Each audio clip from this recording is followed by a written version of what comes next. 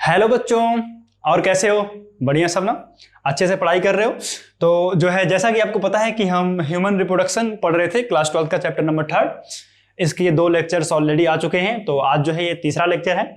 अगर किसी बच्चे ने जो है लास्ट के 2 लेक्चर्स नहीं देखे हैं तो आपको आई बटन पे क्लिक करोगे, वहां भी आपको लिंक मिल जाएगी और डिस्क्रिप्शन के अंदर भी आपको लिंक मिलेगी, वहां पे जाकर के हाँ, लेक्चर स्टार्ट करने से पहले जो है मैं आपको बताना चाहूंगा हमारे चैनल के बारे में, जेनफिनिटी, जिसका मिशन क्या है, 0 to इन्फिनिटी है। और आप लोग तो मुझे जानते ही हो, आप परिचित हो चुके होंगे। मेरा नाम है तबरेज अहमद और मैं आप लोगों को बायोलॉजी पढ़ाता हूं। तो स्टार्ट करते हैं। आपको पता है कि हम जो है इससे पहले लास्ट के 2 लेक्चर्स के अंदर मेल रिप्रोडक्टिव सिस्टम पढ़ रहे थे, जिसमें हमने प्राइमरी स्ट्रक्चर जो मेल रिप्रोडक्टिव सिस्टम की होती है, यानी टेस्टिस की मैं बात करूं, उसके स्ट्रक्चर्स को हमने डिटेल में समझ लिया था। और हमने जो है मेल एसेसरी डक्ट्स, यानी जो मेल गैमेट्स बने हैं उनका ट्रांसपोर्ट कैसे होता है, उनके ट्रांसपोर्ट के अंदर इन्वॉल्व होने वाली सारी की सारी डक्ट्स के बारे में भी पढ़ लिया था। तो आज जो है हम बात करने वाले हैं male accessory glands. Male accessory glands के अंदर seminal vesicle, prostate gland and bulbo urethral glands आते हैं। अच्छा, बल्बो यूरेथ्रल ग्लैंड्स को हम काउपर ग्लैंड्स के नाम से भी जानते हैं। अगर मैं बात करूं नंबर की, तो आपको सेमाइनल वेसाइकल पेयर में दिखाई देगा, यानी 2 होगा नंबर में। प्रोस्टेट आपको 1 मिलेगा नंबर में, जबकि बल्बो यूरेथ्रल भी आपको पेयर में दिखाई देंगे। एक एक करके हम समझेंगे सेमाइनल वेसाइकल का काम क्या होता है, प्रोस्टेट का काम क्या होता है, और काउपर ग्लैंड या बल्बो यूरेथ्रल ग्लैंड का काम क्या होता है। तो आगे बढ़ते हैं, देखते हैं। सबसे पहले हम बात कर रहे हैं सेमाइनल वेसाइकल्स। मैंने आपको पहले ही बताया है कि सेमाइनल वेसाइकल कैसे होता है, पेयर में प्रेजेंट होता है। अगर मैं थोड़ा सा पीछे रिकॉल करूं तो आपने पढ़ा था कि ये वॉस डिफरेंस टेस्टिकल्स से जो है निकल करके आपका यूरिनरी ब्लैडर के ऊपर जाएगी, और यूरिनरी ब्लैडर के पास जब जो है वो एक डक्ट जो है आपकी लीफ लाइक स्ट्रक्चर से ज्वाइन होती है, और ज्वाइन होने के बाद ये कन्वर्ट हो जाती है इजैकुलेटरी डक्ट के अंदर।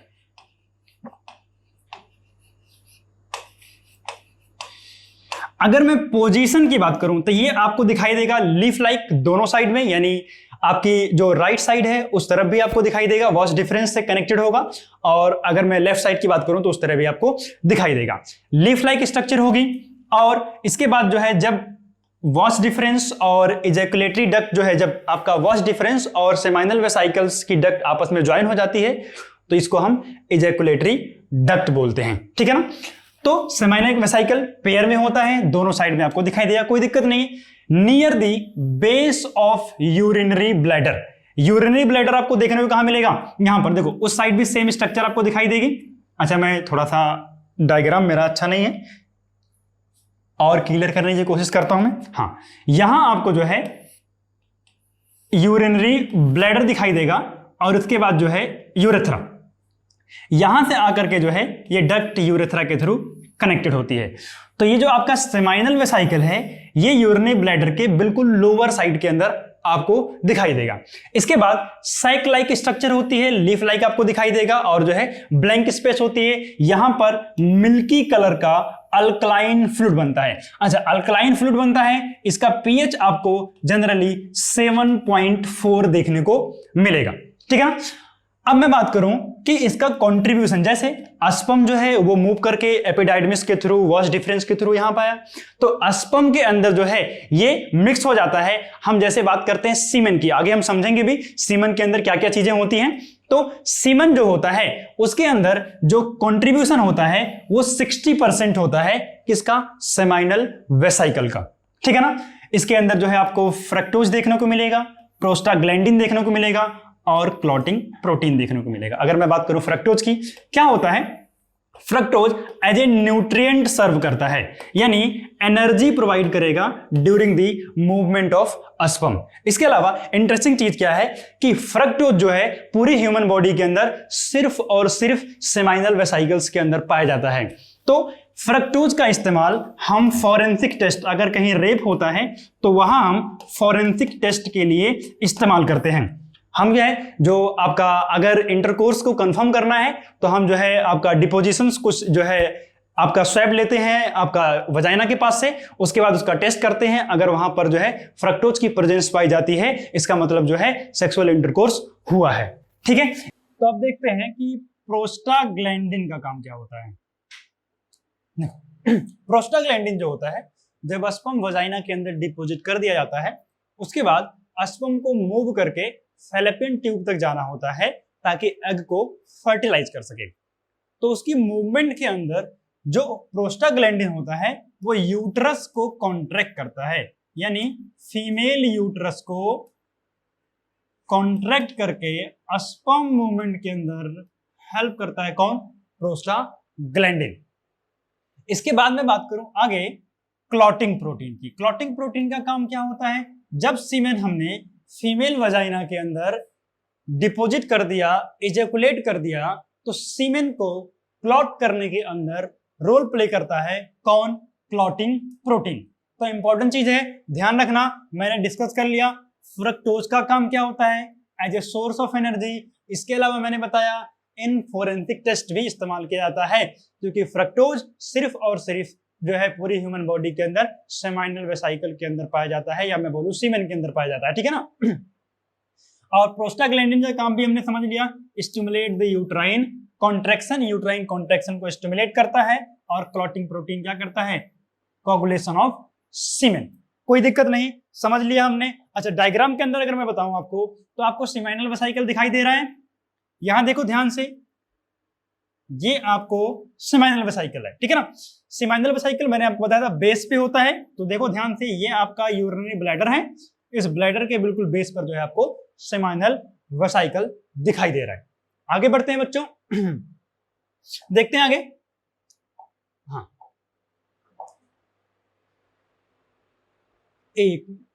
Prostate gland.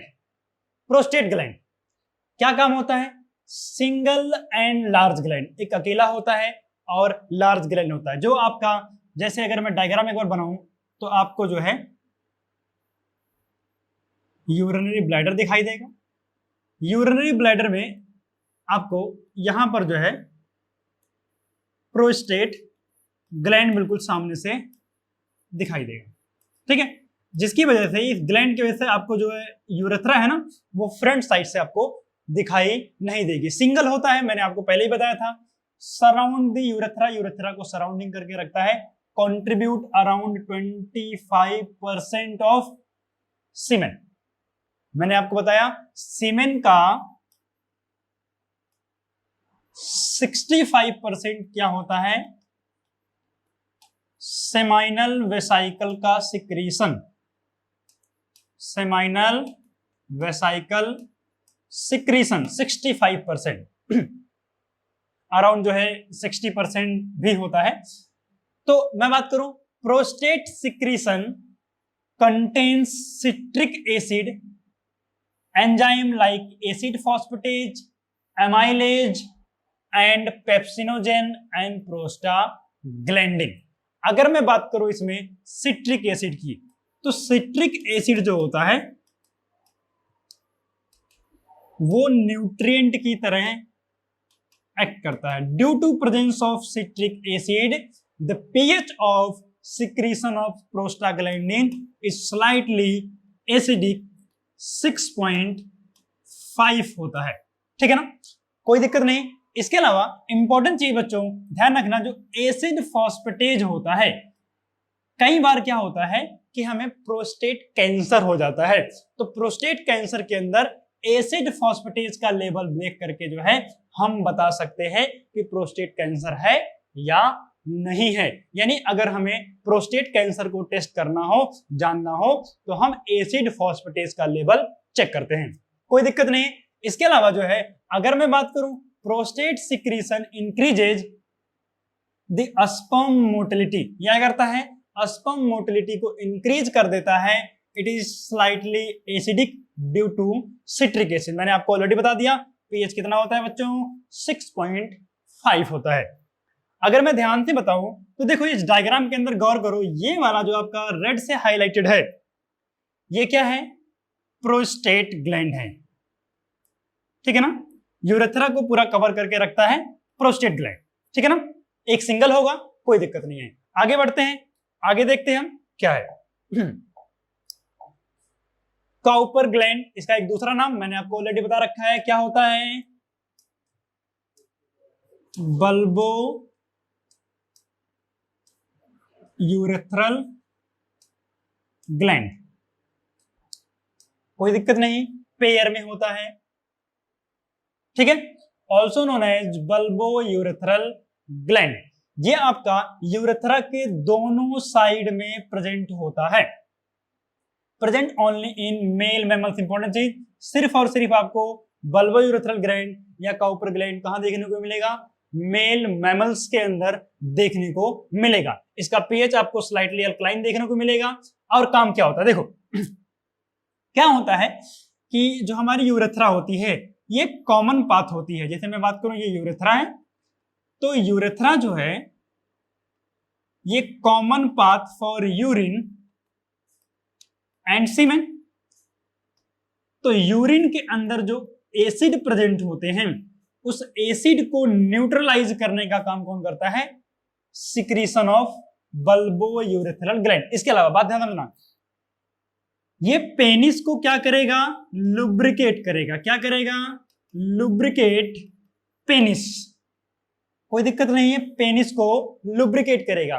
पेनिस को लुब्रिकेट करने की जरूरत क्यों पड़ी, स्पर्म की मूवमेंट के समय फ्रिक्शंस की वजह से या स्पर्म डैमेज को प्रिवेंट करने के लिए पेनिस को क्या किया जाता है, लुब्रिकेट किया जाता है and neutralize the acid from urine, और यूरिन से मिलने वाले एसिड को न्यूट्रलाइज करता है। आगे मैं बात करूं क्या होता है, it is a secrete the mucus. ये क्या करता है, म्यूकस सीक्रेट करता है, which lubricate the end of the penis due to which sperm damage decrease. मैं ऑलरेडी बता चुका हूं, स्पर्म डैमेज को डिक्रीज करने के लिए, कम करने के लिए पेनिस और पेनिस के एंड को, टिप को क्या करना पड़ता है, न्यूट्रलाइज करना पड़ता है। कोई दिक्कत नहीं बच्चों। अच्छा एक चीज और बता दूं आपको कि कई बार क्या होता है जब हम बर्थ कंट्रोल मेथड पढ़ते हैं, आगे हम पढ़ेंगे अगला चैप्टर रिप्रोडक्टिव हेल्थ, वहां हम जानेंगे बर्थ कंट्रोल मेथड। तो बर्थ कंट्रोल मेथड के अंदर एक मेथड आता है विड्रॉल मेथड। क्या आता है, विड्रॉल मेथड। विड्रॉल मेथड के अंदर जो है इंटरकोर्स के समय इजैकुलेशन से पहले पेनिस को वजाइना से विड्रॉ कर लिया जाता है ताकि स्पर्म रिलीज ना हो, बट ये फेल हो जाता है कई सारी सिचुएशन के अंदर। इसके फेलियर का रीजन क्या है, क्या होता है कि जो आपका काउपर ग्लैंड का सिक्रीशन होता है इसके अंदर कुछ अमाउंट में स्पर्म भी मिलते हैं। तो स्पर्म जो है इजैकुलेशन से पहले कुछ जो है आपके वजाइना के अंदर पहले से पहुंच जाते हैं, जिससे इसके फेलियर के चांसेस जो है ज्यादा बढ़ जाते हैं। इसके अलावा कोई जो आपका विड्रॉल है इसके अंदर अगर आपने इजैकुलेशन के समय सही टाइम पर विड्रॉल नहीं किया तो भी जो है प्रेगनेंसी के चांसेस बढ़ जाते हैं। अच्छे से हम समझेंगे जब हम रिप्रोडक्टिव हेल्थ पढ़ेंगे। आगे मैं बात करता हूं, इरेज कर दूं इसको। हाँ, सीमेन क्या होता है, हम बार बार बात कर रहे थे।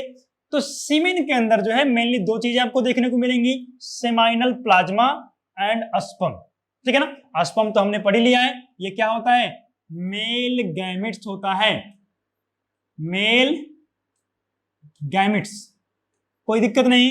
सेमाइनल प्लाज्मा जो होता है ये किससे, secretion of seminal vesicle, secretion of prostate and secretion of bulbo urethral gland या काउपर ग्लैंड, यानी तीनों ग्लैंड्स के सिक्रीशन को मिला करके क्या बनता है, सेमाइनल प्लाज्मा बनता है।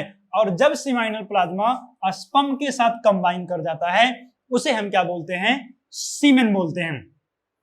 A single ejaculation contains about 200 से 300 मिलियन स्पर्म। एक बार इजैकुलेट करते समय जो आपका सीमेन होता है उसके अंदर अबाउट 200 से 300 मिलियंस ऑफ स्पर्म मिलते हैं। अगर ये नंबर कम हो जाते हैं इस कंडीशन को हम बोलते हैं ओलिगोस्पर्मिया, और इससे क्या हो जाती है, इनफर्टिलिटी हो जाती है। ठीक है ना, ऐसे कपल्स जो है फर्टाइल, ऐसे मेल कपल जो है वो फर्टाइल नहीं होते हैं। ठीक है ना, due to low sperm count. इसके अलावा जो मैं पीएच की बात करता हूं सेमेन का, वो अराउंड आपको 7.2 से 7.8 मिलेगा। थोड़ा सा वेरिएबल होता है अलग अलग के अंदर, ज्यादा नहीं बट थोड़े से चेंजेस होते रहते हैं। ठीक है ना, आगे मैं बात करता हूं, फिर से एक बार इरेज कर देते हैं। हाँ, क्वेश्चन आ गया है, क्या कह रहा है, what are the major component of seminal plasma. Seminal plasma के मेजर कंपोनेंट्स क्या होते हैं? जस्ट अभी हमने पढ़ा है सिक्रीशन ऑफ सेमाइनल वेसिकल,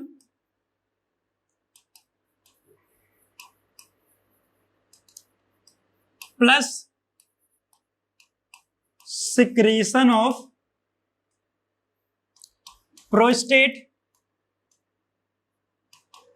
और हमने पढ़ा था काउपर ग्लैंड सिक्रीशन। तो इन तीनों को मिला के क्या बनता है, सीमेन बनता है। ठीक है ना, कोई दिक्कत नहीं, आसान सा क्वेश्चन था। आगे बढ़ते हैं, अगला क्वेश्चन देखते हैं क्या कह रहा है। Identify accessory glands found in males. कह रहा मेल्स के अंदर पाए जाने वाले एक्सेसरी ग्लैंड्स को आइडेंटिफाई करो। हम पढ़ चुके हैं कि मेल के अंदर 3 ग्लैंड्स होते हैं, एक होता है सेमाइनल वेसिकल, ठीक है ना, पेयर में प्रेजेंट होगा, समझ लिया है हमने। इसके अलावा एक प्रेजेंट होगा आपका प्रोस्टेट, सिंगल होगा ये, और एक होगा आपका बल्बोयूरेथ्रल ग्लैंड।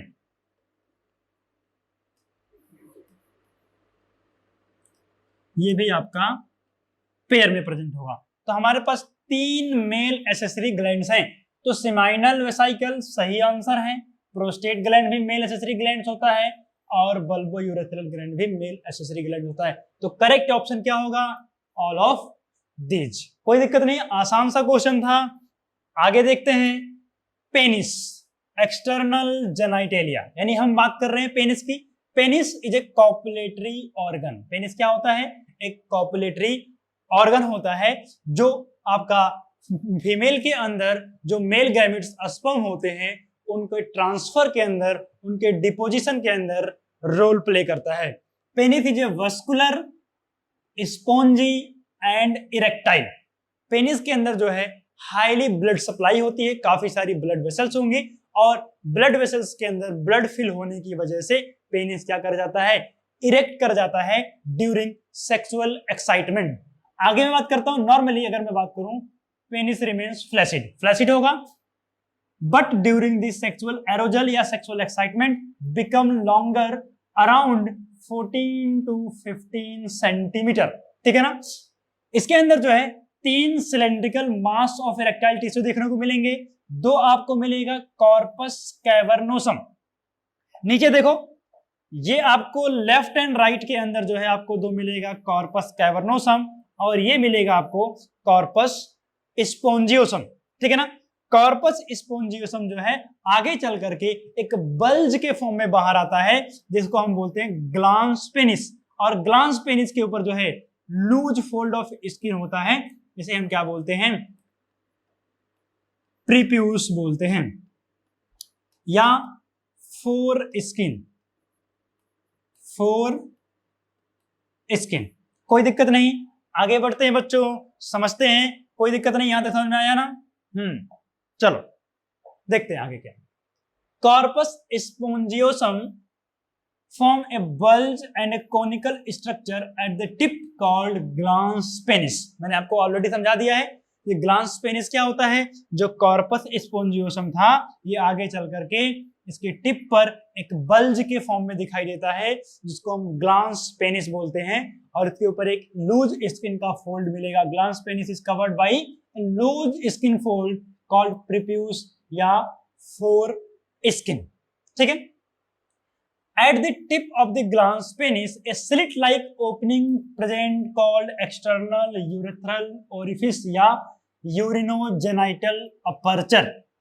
इसको हम क्या बोलते हैं, यूरेथ्रल ओपनिंग या एक्सटर्नल यूरेथ्रल ओरिफिस या यूरिनोजेनाइटल अपर्चर। आपको पता है यूरेथ्रा जो होती है उसका एक और नाम होता है यूरिनोजेनाइटल डक्ट, बिकॉज ये यूरिन और स्पर्म दोनों को कैरी करती है, दैट्स वाई इसको हम यूरिनोजेनाइटल डक्ट भी बोलते हैं। Erection of penis is a vascular phenomena. मैंने आपको बताया वस्कुलर टिश्यूज होते हैं, इनके अंदर ब्लड फिल होगा, due to the filling of blood penis क्या कर जाता है, इरेक्ट कर जाता है, about 14 to 15 centimetre long, is caused by the rush of blood into the spongy tissue on the sexual excitement। Sexual excitement के समय जो है स्पॉन्जी टिश्यूज के अंदर ब्लड फिल होने की वजह से पेनिस का इरेक्शन होता है। ठीक है ना, आगे बढ़ते हैं। कुछ टर्म्स हैं, देखते हैं। सर्कमसिजन, ठीक है ना, आपने देखा होगा बहुत सारे लोग होते हैं जिनके जो है मुस्लिम जो है कम्युनिटी के अंदर सर्कमसिजन जो है बचपन में जब बच्चे होते हैं तो आपने सुना पार्टी से एक देते हैं ना, जैसे जो है वो क्या करते हैं, जो आपकी स्किन जो आपका पेनिस होता है उसके ऊपर जो लूज स्किन का फोल्ड 4 स्किन होती है ना, इस 4 स्किन को जो है कट करके निकाल देते हैं। ठीक है ना, इसी को हम क्या बोलते हैं, सर्कमसिजन बोलते हैं। रिमूवल ऑफ 4 स्किन या प्रीप्यूस, प्रीप्यूस को जो है रिमूव कर देना, इसे हम क्या बोलेंगे, सर्कमसिजन बोलेंगे। कोई दिक्कत नहीं है, छोटी सी टर्म थी। आगे देखते हैं क्या है। हाँ, इरेज कर दें इसको। हाँ, कॉपुलेशन, कॉपुलेशन का मतलब क्या होता है, also known as sexual intercourse. Sexual intercourse यानी जो है सेक्सुअल एक्साइटमेंट के समय पे जो है मेल जो है पेनिस को फीमेल वजाइना के अंदर इंसर्ट करना, this is known as copulation. Copulation का मतलब सिंपल सा है, वजाइना के अंदर जो है पेनिस को इंसर्ट करना during the sexual excitement is known as copulation, या इसको हम इंटरकोर्स के नाम से भी जानते हैं। It is the process of inserting penis into the vagina of female. ठीक है ना, कोई दिक्कत नहीं, आगे बढ़ते हैं। अगली टर्म एक बार फिर से इरेज कर दूं मैं। हाँ, क्या कह रहा है, इंपोर्टेंस क्या होता है। बहुत सारे लोगों के अंदर जो है प्रॉब्लम्स होती है स्टेरिलिटी की, यानी जो है बड़े सारे लोग जो है आपका फर्टाइल नहीं होते, कपल्स के जो है चाइल्ड नहीं होते, तो उसमें जो है एक रीजन या तो मेल गैमेट्स नहीं बन रहे होंगे, फीमेल गैमेट्स नहीं बने, और भी बहुत सारे रीजन हो सकते हैं। बट कई बार ऐसा होता है कि मेल जो है, मेल के अंदर जो इरेक्शन ऑफ पेनिस होता है वो ना हो पाने की वजह से, प्रॉपर इंटरकोर्स ना होने की वजह से जो है आपका फर्टिलाइजेशन नहीं हो पाता है, और जो है अगली जनरेशन यानी जो बच्चे होते हैं वो नहीं होते हैं। इसको हम जो है इंपोर्टेंस के नाम से जानते हैं। यानी देखो, नॉर्मली मैंने आपको क्या बताया, सेक्सुअल एक्साइटमेंट के समय पेनिस के अंदर ब्लड रश करता है और पेनिस जो होता है वो 14 से 15 सेंटीमीटर लॉन्ग इरेक्ट हो जाता है। बट कई बार जो है इरेक्शन ना हो पाने को हो जाता है, कई बार इरेक्शन नहीं हो पाता है, और इस कंडीशन को ही हम क्या बोलते हैं, इंपोर्टेंस बोलते हैं। देखते हैं क्या लिखा हुआ है, inability to achieve erection of penis enough to complete the intercourse is known as impotence. कोई दिक्कत नहीं है, it is also called erectile dysfunction. ठीक है ना, ये बड़ी कॉमन प्रॉब्लम्स है, अक्सर लोगों के अंदर देखने को मिलती है। ठीक है ना, आगे बढ़ते हैं, देखते हैं इमिशन। इमिशन क्या होता है। अब क्या हुआ, जब इंटरकोर्स होता है तो कई बार फ्रिक्शन की वजह से जो है पेनिस के अंदर फ्रिक्शन हो रहा है, इसकी वजह से सीमेन को यूरेथ्रा के अंदर रिलीज कर दिया जाता है, और इसी को हम क्या बोलते हैं, इमिशन बोलते हैं। कोई दिक्कत नहीं बच्चों, आगे बढ़ते हैं।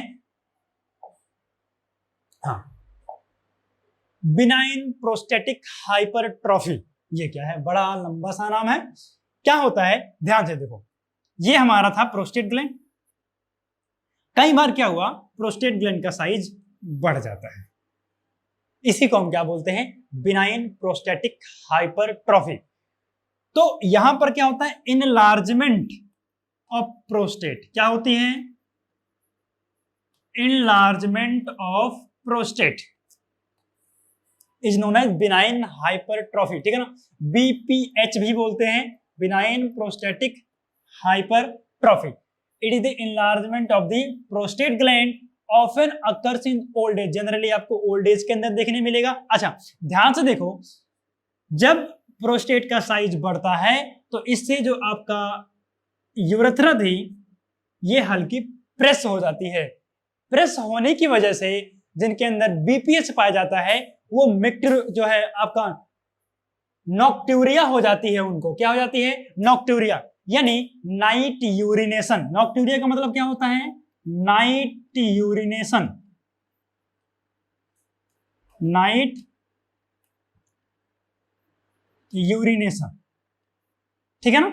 तो प्रेस्ड होने की वजह से फ्रीक्वेंटली यूरिन रिलीज होता है, इसे हम नाइट यूरिनेशन या नॉक्ट्यूरिया बोलते हैं।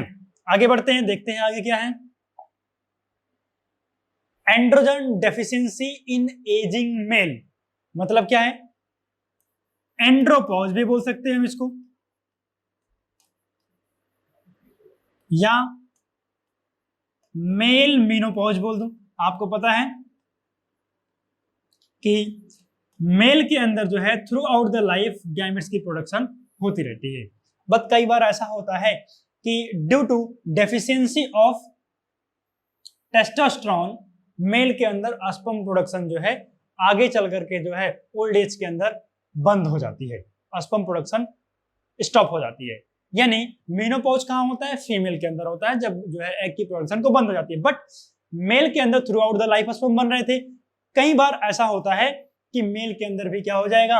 मेनोपॉज हो जाएगा। क्यों होता है? Due to low level of testosterone. Due to low level of testosterone sperm production बंद हो गई, और इस कंडीशन को हम क्या बोलते हैं? मेल मेनोपॉज या एंड्रोपॉज या एंड्रोजन डेफिशिएंसी, या बोलते हैं androgen deficiency in aging male, ठीक है ना। आगे बढ़ते हैं। तो बस आज का लेक्चर जो है यहीं पर खत्म होता है। आगे फिर से हम वापस मिलेंगे अगले लेक्चर के अंदर। हाँ, जाने से पहले जो है चैनल को शेयर और सब्सक्राइब करना ना भूलें। और आपको पता है, मैं आपको बार बार बताता हूं, genfinity.official हमारा इंस्टाग्राम हैंडल और t.me/genfinity हमारा टेलीग्राम हैंडल। कोई भी डाउट आता है आप हमें कांटेक्ट कर सकते हैं, ठीक है ना। हाँ, जाते समय सब्सक्राइब कर देना, प्रेस कर देना रेड वाला बटन, और साइड में बेल आइकन भी होगा, नोटिफिकेशन चाहिए तो जरूर दबा देना, ठीक है ना। तो चलिए बाय बाय, चलते हैं, सी यू सून।